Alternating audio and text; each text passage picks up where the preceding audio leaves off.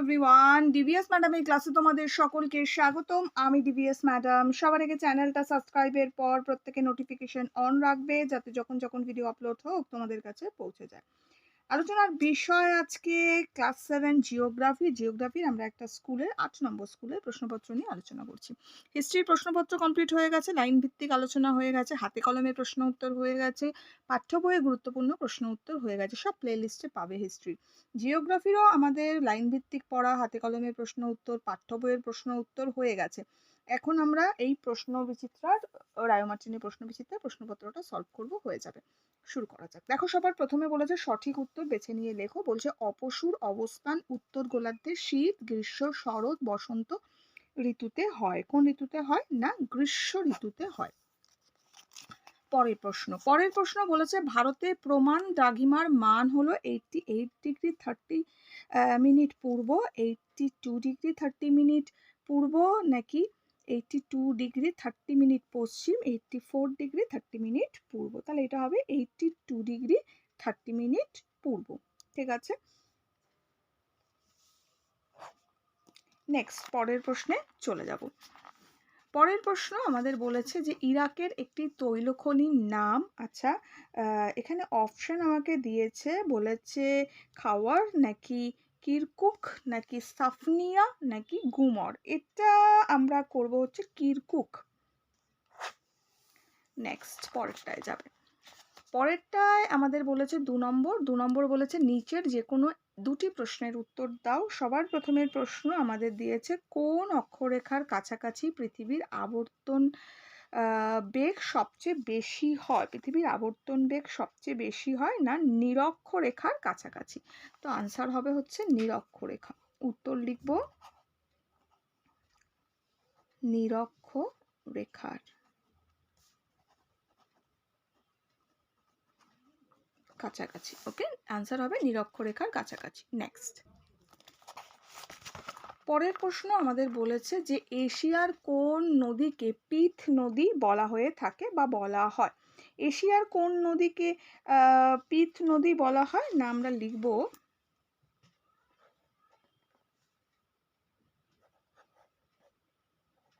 চীনের হোয়াংহো।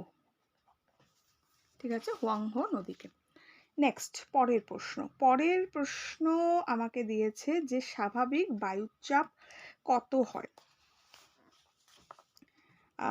এটা আমরা লিখব যে 1013.25 মিলিবার। ঠিক আছে, এটা লিখতে পারি, বা আমরা এটাও লিখতে পারি যে 76 সেমি পারস্তম্ভের চাপের সমান। ঠিক আছে, 76 সেমি পারস্তম্ভের চাপের সমান। চাপ। ওকে, নেক্সট পরেরটা, এটা 1013.25। ঠিক আছে, নেক্সট পরেরটা দিয়েছে নিচের যে কোনো একটা প্রশ্নের উত্তর দাও। আচ্ছা, সবার প্রথমে দিয়েছে 29 ফেব্রুয়ারি তারিখকে প্রতি বছর ক্যালেন্ডারে পাওয়া যায় না কেন? আচ্ছা, এই আনসারটা আমরা কোথায় পাবো? আমাদের পাঠ্য বইতেই পেয়ে যাব। জাস্ট আ সেকেন্ড। তাহলে এর উত্তরটা আমরা পাবো, এদিকেই পাবো আমরা।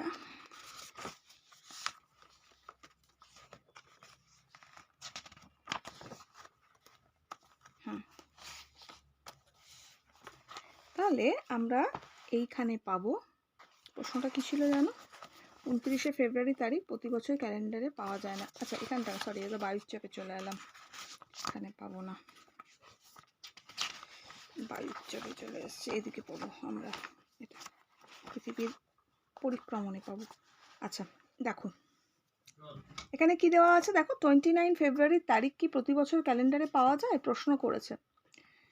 উত্তরটা আমরা কি লিখবো? দেখো, আমাদের ক্যালেন্ডারে এক বছর আর মানে 365 দিন, আর পৃথিবীর একবার সূর্য পরিক্রমণের সময় হচ্ছে এক সৌর বছর, 365 দিন, 5 ঘন্টা 48 মিনিট 46 সেকেন্ড। একই হওয়া উচিত, কিন্তু হিসাবের সুবিধার জন্য 365 দিন এক বছর ধরা হয়, প্রতি বছর 5 ঘন্টা 48 মিনিট 46 সেকেন্ড সময় বাড়তি থেকে যায়। এই বাড়তি সময়ের হিসেব ঠিক রাখার জন্য প্রতি 4 বছর অন্তর একটা পুরো দিন মানে 24 ঘন্টা ক্যালেন্ডারে ধরা হয়, যোগ করা হয়। ওই একদিন ফেব্রুয়ারি মাসের সঙ্গে যোগ করে মাসটা 29 দিনে হয় এবং বছরটা 365 দিনে হয়ে থাকে। তাহলে আমরা আনসারটা পেয়ে গেলাম কি, আমাদের আনসারটা ছিল 29শে ফেব্রুয়ারি তারিখ কি প্রতি বছর ক্যালেন্ডারে পাওয়া যায় না কেন? তো লাস্টে আমরা লিখব সেই জন্যই 4 বছর অন্তর আমরা ক্যালেন্ডারে একদিন করে বেশি পাই, প্রতি বছর পাই না, তাই 4 বছর অন্তর ক্যালেন্ডারে একটা দিন বেশি পাওয়া যায়। ঠিক আছে, এটা আমরা অ্যাড করে দেবো। ওকে, ব্যাপারটা বোঝা গেল, কনসেপ্টটা ক্লিয়ার। এর আগেও অলরেডি ক্লিয়ার করেছিলাম যে আমাদের বছরটা আমরা 365 দিনে ধরি, অ্যাকচুয়ালি আমাদের বছরটা কত দিনে মানে সূর্যের পরিক্রমণ হিসাবেই তো আমরা ধরি। ঠিক আছে, সূর্য পরিক্রমণে 365 দিন অ্যাভারেজ আমরা ধরি, কিন্তু অ্যাকচুয়ালি সময়টা কত লাগে? 365 দিন 5 ঘন্টা 48 মিনিট 46 সেকেন্ড। এই যে 5 ঘন্টা 48 মিনিট 46 সেকেন্ড প্রতি বছর যে আমাদের বাঁচছে, এটা 4 বছর অন্তর আমাদের একদিন হয়ে যাচ্ছে। আর ওই একদিনটা ফেব্রুয়ারি মাসে 29 তারিখে অ্যাড হয়ে যাচ্ছে, মানে ফেব্রুয়ারি মাসে অ্যাড হয়ে 28 তারিখটা 29 তারিখে হয়ে যাচ্ছে। ওকে, নেক্সট এটা পেজ নম্বর ছিল হচ্ছে 7 নম্বর পেজে। নেক্সট পরেরটা বলেছে মধ্যরাত্রির সূর্যের দেশ কাকে বলা হয়ে থাকে বা কাকে বলা হয়। এটাও আমরা এখানেই পাবো। এই যে দেখো মধ্যরাত্রির সূর্য কি আছে, মার্চ থেকে জুন বা জুলাই এই সময় Canada, Denmark, Alaska, Norway, Sweden, আইসল্যান্ডের অনেক জায়গার থেকে স্থানীয় সময় অনুযায়ী গভীর রাতে কিছু সময়ের জন্য দিগন্ত রেখার সূর্যকে দেখা যায়। নরওয়ের উত্তরে হামারফেস্ট বন্দরে মে মাস থেকে জুলাই মাস পর্যন্ত সূর্যকে রাতের বেলা স্পষ্টভাবে দেখা যায় বলে একে মধ্যরাত্রির সূর্যের দেশ বলা হয়। ক্লিয়ার, এটা আমরা লিখবো। পেজ নম্বর 15 আনসার ছিল মধ্যরাত্রির সূর্যের দেশ কাকে বলে। নেক্সট পরের প্রশ্ন বলেছে অনধিক 50টা শব্দের মধ্যে উত্তর লেখার জন্য ফার্স্ট প্রশ্ন সমচাপ রেখার বৈশিষ্ট্য লেখো। তাহলে এটা কোথায় পাবো সমচাপ রেখার বৈশিষ্ট্যটা? আমরা দেখো আমরা একটা এই যে এইখানে পাবো সমচাপ রেখাটা বায়ুচাপে। দেখো সমচাপ রেখা, সমচাপ রেখার কি বলেছিল না বৈশিষ্ট্য কি দেখতে পাচ্ছি, সমচাপ রেখা বায়ুচাপকে মিলিবার এককে দেখানো হয়। পৃথিবীতে বায়ুচাপ সাধারণত 98 MB থেকে 1050 MB দেখা যায়। সমচাপ রেখা সাধারণত বায়ুচাপের পরিমাণগুলো সমুদ্রপৃষ্ঠের বায়ুচাপের হিসাবে দেখানো হয়।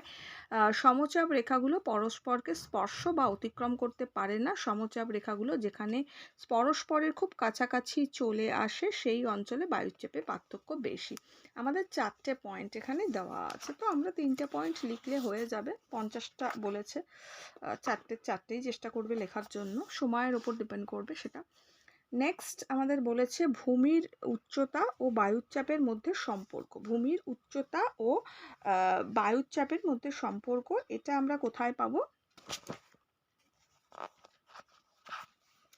ভূমির উচ্চতা আর হচ্ছে বায়ুচাপের সম্পর্ক। ঠিক আছে, এটা এদিকেই পাবো আমরা।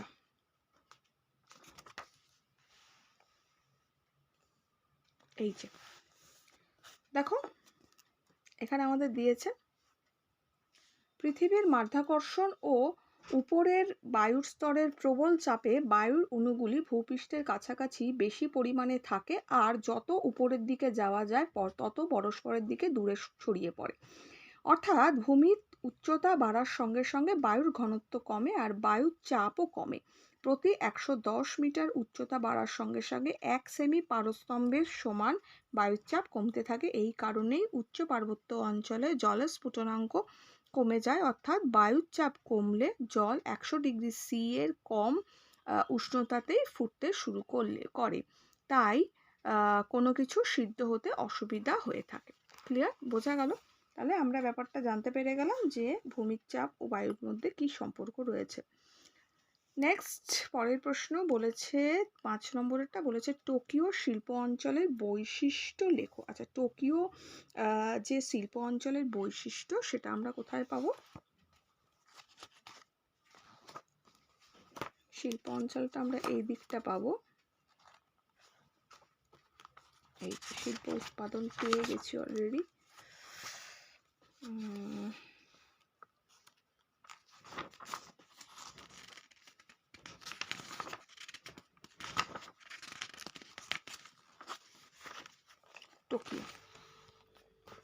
দেখো টোকিও শিল্প অঞ্চল, এই যে আমরা দেখতে পাচ্ছি টোকিও ইয়োকোহামা শিল্প অঞ্চল সরি,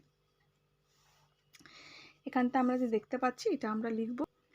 তো আমরা এইটা লিখবো, কেননা এই যে টোকিও শিল্প অঞ্চলের বৈশিষ্ট্যতে আমরা এইটা কিন্তু লিখবো। কেন লিখবো? কারণ ইয়োকোহামা আর টোকিও ব্যাপারটা একই।